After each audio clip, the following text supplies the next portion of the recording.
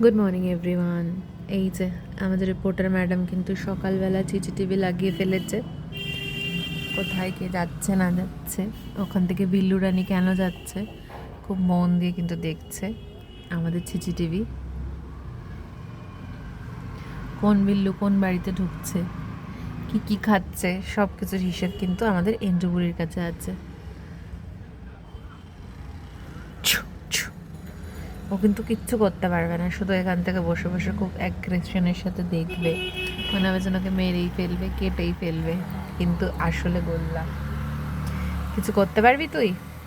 কিরে, ও খুব চিন্তায় মগ্ন। চোখের সামনে বিল্লু রানী, তাও ধরতে পারছে না এঞ্জু রানী।